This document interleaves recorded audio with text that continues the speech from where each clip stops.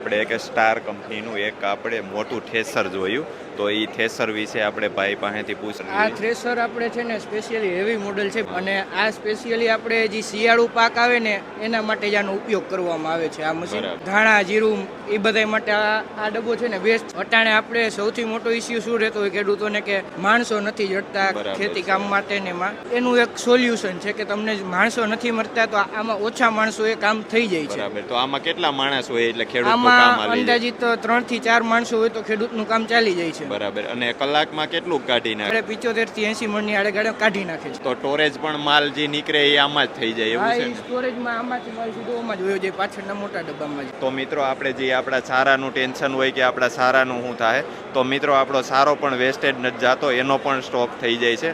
તો એનું કેવી રીતે છે ભાઈ? આપણે જે જગ્યાએ નાખો એ જ જગ્યાએ રહી જાય એવું જ હા, છે ને? એ જ જગ્યાએ રહી જાય. જ્યાં આપણે તમારે માલ ઉતારવો છે હા. ત્યાં ટ્રેક્ટરને લઈ જવાનું ને ડબ્બાને ઊંચો કરી નાખવાનો એટલે બરાબર. હાઇડ્રોલિક થી બધો માલ હોય ને પાછળની કોર પડી જશે. તો મિત્રો ઘણી બધી આપણી મજૂરી બસી જાય છે આવું થેસર હોય તો. અને મિત્રો જે આનો ઓર આવે છે એ આપણને પાછળ જોવા મળે છે અને આ રીતનું કાંઈક પાછળથી લાગે છે. તો મિત્રો જે આપણો માલ રહ્યો એ આ સ્ટેન્કમાં છે. તો અહીંથી માલ આપણે આ કટરની જેમ જે આપણી હોય લારી હોય તો એમાં જ ડાયરેક્ટ આ માલ આપણો પડી જાય છે. તો ભાઈ આ ટ્રેક્ટર રહ્યું એ આપણને એવી લાગે છે, તો આ કયું ટ્રેક્ટર છે?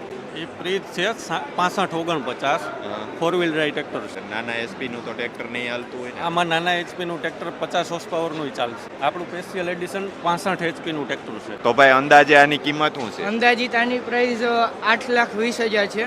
તે ઉપરાંત આ મોડેલ છે ને એ સબસિડી માન્ય છે, તો ખેડૂત મિત્રોને ગવર્મેન્ટ તરફથી 1,80,000 થી લઈને 2 લાખ સુધીની સબસિડી પણ મળે છે.